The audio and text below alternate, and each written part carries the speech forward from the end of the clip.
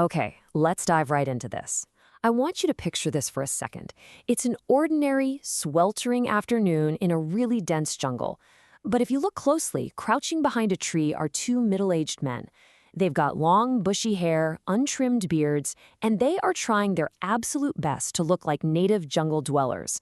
They're perfectly still, and their eyes are completely locked on a group of tribal people quietly collecting firewood in the distance. It's a bizarre scene, right? And it immediately begs a massive question. What exactly drives a man who used to live in the highest echelons of wealth and status to just abandon his past, disguise himself in the dirt, and spy on a remote tribal community?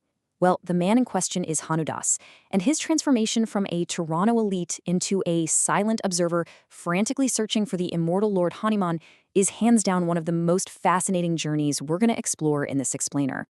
But to truly understand this drastic shift in his life, we can't just look at the jungle.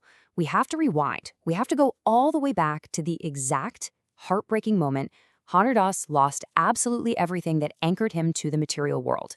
Because this wasn't just some sudden spiritual awakening. It was a complete, total, systemic collapse of the life he knew. Section 1. Tragedy and the Vision. A systemic collapse. You see, Hanudas was living the high life in Toronto. He was flashing wealth, chasing approval, labeling everything around him as good or bad. But then, the unthinkable happened. He lost his wife in a really tragic accident.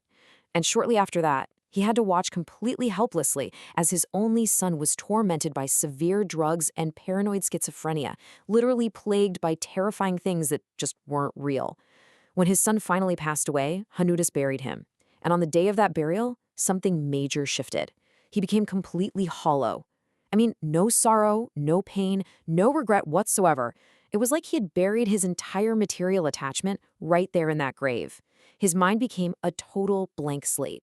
And it was in this state of absolute hollow emptiness, actually driving back from his son's funeral, that the impossible happened. He was staring blankly out the window, and his mind suddenly violently reactivated. Imagine driving down the highway and seeing this. He shouted involuntarily because he saw a giant, hairy figure flying and hovering horizontally right over a neighboring car. His brother, who was driving, thought the grief had literally driven him mad. When Hanudas looked again, the creature was just gone. It was replaced only by a small saffron flag fluttering on the car's roof, bearing a really similar imprint. Fast forward a few months, and Hanudas recounts this totally bizarre event to his mentor, Gurudeva. He's fully expecting to be called crazy, right? But Gurudeva just smiled. He confirmed that this was no hallucination. Because Hanudas's mind had been completely emptied of worldly noise that day, his pure soul was actually able to catch a genuine, fleeting glimpse of the immortal Lord Hanuman, who was hovering over that car to protect Gurudeva from unseen evil forces. Section 2. The Mind versus Maya, an epic internal battle. Now, what's really interesting about this slide is how our internal conflict maps out. Gurudeva explained that when Hanudas saw the divine figure, his soul simply experienced it, pure and simple. But almost instantly, his mind woke up and panicked. The mind desperately craves logic and safety, so it feverishly rummaged through its compartments and slapped labels on the experience, words like magical, unexplained, and delusional. And the moment the mind did that, the pure vision just vanished.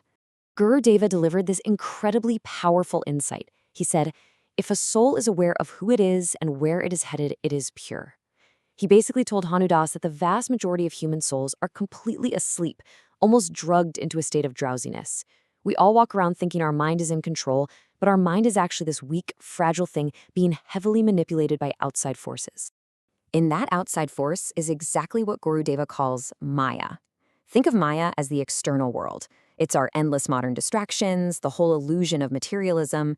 It acts as a powerful force that literally enslaves the weak human mind. Gurudeva warned Hanudas that his soul had woken up for just a brief split second on the day of the funeral, but now his mind was right back to taking directions from Maya. His soul was lulled right back into ignorance. Section 3. Trailing the Mahong Tangs, the inner calling. So to answer that inner calling and deliberately put his overactive mind back to sleep, Hanudas leaves everything behind. He wanders across India for months with literally nothing but a backpack. We're talking from glittering cities to dark, completely uninhabited caves, seeking absolutely no destination. And most importantly, he lets every single experience, the joy, the pain, the extreme boredom, just pass through his mind like water between the shores of a river. He refuses to judge or label anything. And by doing this, he successfully strips Maya of its control over his mind. Eventually, all this deep, aimless wandering sparks something, a tingling in his mind. He comes across a group of tribal people known as the Matongs. Now, he has zero logical, worldly reason to be interested in them, but he feels this profound inner calling, an urge that's originating not from his curious mind, but from his soul, telling him that these people somehow, some way, interact with the invisible, immortal Lord Hanuman. So he begins trailing them. After several grueling months out there in the jungle, he doesn't find a direct path to a deity, but he does manage to collect something incredibly strange. It's a highly specific set of 7 symbols inscribed on broken clay pots, tree trunks, and rocks. He has no clue what they mean, but that deep inner urge just keeps pushing him to find out. Section 4. The Invisible Presence. A startling encounter. Which brings us right back to where we started this whole explainer, hiding behind that tree. As the Matong women collect firewood, a young tribal woman suddenly begins screaming, her body twitching and jerking violently.